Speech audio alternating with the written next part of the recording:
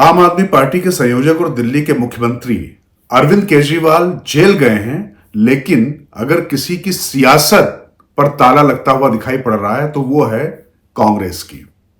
वो एक तरफ तो नरेंद्र मोदी और भारतीय जनता पार्टी को किसी भी तरीके से परास्त करने के लिए तमाम दलों के साथ गठबंधन बनाकर आगे बढ़ने की कोशिश कर रही है, लेकिन इस गठबंधन के चक्कर में क्या हो रहा है कि तमाम राज्यों में उसके सहयोगी उसको धता बता रहे हैं।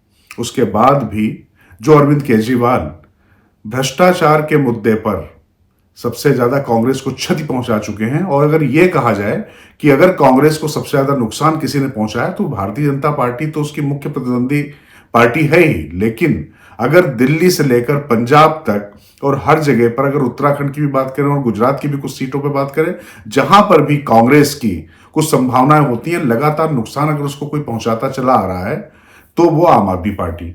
लेकिन राजनीति देखिए कि आज की तारीख में आम आदमी पार्टी को बचाने के लिए कांग्रेस अब अपने अस्तित्व के साथ भी समझौता करती हुई दिखाई पड़ रही है। नमस्कार, मैं हूं राजकिशोर। बुलंद भारत टीवी पर जब मैं आपसे बात कर रहा हूं तो ये कोई कपोल कल्पना नहीं है या सिर्फ कोई असेसमेंट नहीं है। ये हम नहीं कह रहे हैं, इंडिया गठबंधन के एक सहयोगी एनसीपी के नेता फारूक अब्दुल्ला का बयान सुनिए।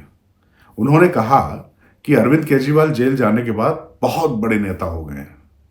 अब जो है पंजाब की भी 13 सीटें आम आदमी पार्टी जीतेगी और उसका असर जम्मू तक जाएगा। इसके साथ साथ दिल्ली की 7 की 7 सीटें आम आदमी पार्टी और कांग्रेस मिलकर जीतेगी, क्योंकि अब लोगों के मन में अरविंद केजरीवाल के प्रति बहुत ज्यादा भाव आ गया है और हरियाणा तक उसका असर जाएगा। अच्छा, खास बात यह देखिए कि अरविंद केजरीवाल की अगर दिल्ली में जो रैली थी, उस रैली के बाद जब ये बयान आ रहा तो इसके मायने थोड़ा सा ज्यादा हो जाते हैं। वैसे तो कांग्रेस के जब तमाम नेताओं से जब मैंने इस बारे में बात करने की कोशिश की तो उन्होंने कहा कि फारूक अब्दुल्ला हैं, उम्र हो गई है, और बाकी वो उनका अपना बयान है, उस पर हम क्या कहें। उस पर उन्होंने टिप्पणी करने से इनकार कर दिया। लेकिन टिप्पणी करने से इनकार भले कर दिया हो, लेकिन इंडिया गठबंधन में कौन सबसे बड़ा नेता है, इसको लेकर तो बहस यदा कदा छिड़ती ही रहती है। और जिस तरीके से ममता बनर्जी ने इस पूरी रैली से दूरी बनाकर रखी थी, और अरविंद केजरीवाल, आप सोचिए, सोनिया गांधी के बगल में सुनीता केजरीवाल बैठी हुई थी, आतिशी मार्लेना बैठी हुई थी प्रियंका गांधी के बगल में, गोपाल राय और सौरभ भारद्वाज दो उनके और नेता बैठे हुए थे। तो इतने नेता तो किसी और राजनीतिक दल के थे भी नहीं। खैर, ये भी कहा जा सकता है कि चूंकि कार्यक्रम दिल्ली में था तो दिल्ली में सरकार आम आदमी पार्टी की है, इसलिए ये हो सकता है। लेकिन खैर, सुनीता केजरीवाल को इतनी तवज्जो देना दूसरे दलों की तुलना में, और उसके बाद इंडिया गठबंधन के किसी एलआई का ये बयान आ जाना कि अब अरविंद केजरीवाल सबसे बड़े नेता हो गए हैं। यहां एक चीज समझनी होगी, राहुल गांधी लगातार कोशिश कर रहे हैं और लगातार कोशिश चलती जा रही कि वो किसी भी तरीके से विपक्ष में मुख्य भूमिका में आए, लेकिन कोई भी राजनीतिक दल कांग्रेस को साथ तो चाहता है, क्योंकि एक उसका एक निश्चित वोट बैंक है और एक राष्ट्रीय फर्क पर हर गांव में हर जगह पर है। और कुछ भी हो, किसी न किसी राज्य में उसकी सरकार है। आज की तारीख में 2 बड़े राज्य उसके पास हैं। अगर हम बात करें 2 बड़े राज्य, बाकी तो हिमाचल भी है, इससे पहले छत्तीसगढ़ में और राजस्थान में उनकी सरकार थी।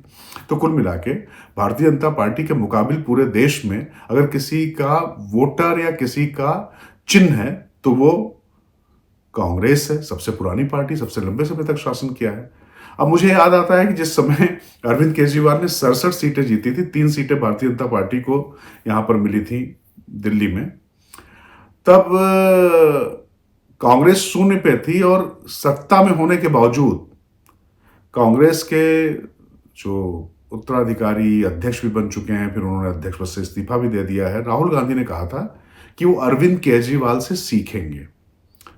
मतलब देश की सबसे पुरानी पार्टी, बिल्कुल तब जन्मी हुई पार्टी, आम आदमी पार्टी से जब सीखने की बात कही थी तो मतलब अजीब लगा था। लेकिन वाकई राजनीति जिस तरीके से राहुल गांधी ने करना शुरू किया, वो अरविंद केजरीवाल की वो जो एनजीओ, जो गैर सरकारी संगठनों वाली जो राजनीति होती, लगभग उसी अंदाज में करने लग गए, काफी कुछ वामपंथ के करीब।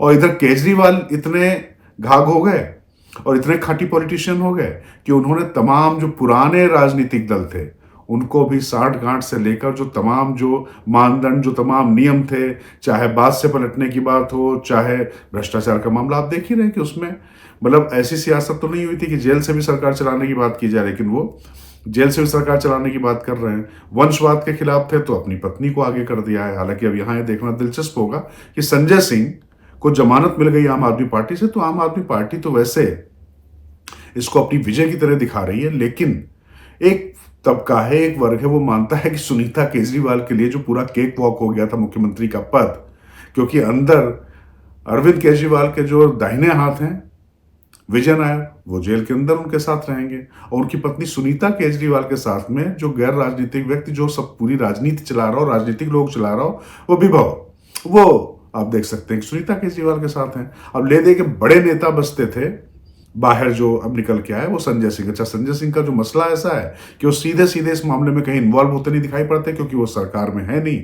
कहीं उनकी कोई ऐसी ट्रेल या कोई चैट भी किसी के साथ नहीं दिखाई पड़ रही है जिसको लेकर हो। खैर, ईडी ने उनकी जमानत का विरोध भी नहीं किया, तो इसको लेकर अलग तरीके के प्रश्न उठ रहे हैं। हालांकि इसमें कुछ लोगों का तर्क यह है कि चूंकि ईडी को लगा कि संजय सिंह के चक्कर में कोर्ट बार बार पूछ रहा है कि प्रूफ करिए, कुछ ना हो तो उसमें नुकसान ना हो जाए। लेकिन खैर, ईडी की कार्यशैली से जो लोग वाकिफ हैं वो जानते हैं कि इतनी आसानी से वो किसी को जमानत लेने नहीं देते हैं, पर इस केस में हुआ तो इसके निहितार्थ निकाले जा रहे हैं। खैर, उस पर अभी मैं नहीं जाता हूं, लेकिन जरा सोचिए कि देश की सबसे पुरानी पार्टी जो अपने आप को मुख्य विपक्षी दल मान तो रही है, संख्या के लिहाज से भी है, लेकिन उस पूरे इंडिया गठबंधन में उसके नेता की कोई बात नहीं हो रही है।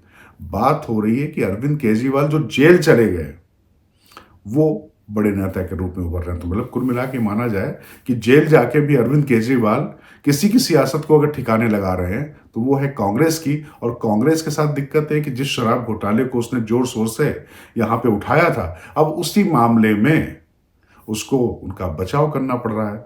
तो ये देखिए, सियासत की ये जो आयरनी है, जो विरोधाभास है, ये बड़ा दिलचस्प है। लेकिन फारूक अब्दुल्ला के इस बयान से एक बात तो तय हो गई है कि कांग्रेस को कोई भी क्षेत्रीय दल बिल्कुल न्यूक्लियस यानी बीच में, केंद्र में नहीं चाहता उसमें, और हर एक उसमें पलीता लगाने में जुटा हुआ है। और अरविंद केजरीवाल और आम आदमी पार्टी पंजाब में झटक चुकी है, दिल्ली में भी आप देख ही रहे हैं कि किस तरीके से बड़े भाई की भूमिका में वो आ चुकी है, क्योंकि सरकार भी उनकी है, सत्ता भी उनके पास है, तो निश्चित तौर पे वोटों का प्रतिशत उनके पास है, तो उन्होंने अपनी शर्तें मनवाई है। लेकिन इस पूरे मसले पर कांग्रेस लगातार फिर आम आदमी पार्टी से पिटती दिखाई पड़ रही है। नमस्कार, अभी इतना ही। कैसी आपको लगी ये खबर कमेंट बॉक्स में जरूर बताएं। मैं हूं राजकिशोर, बुलंद भारत टीवी से, ताकत आपकी।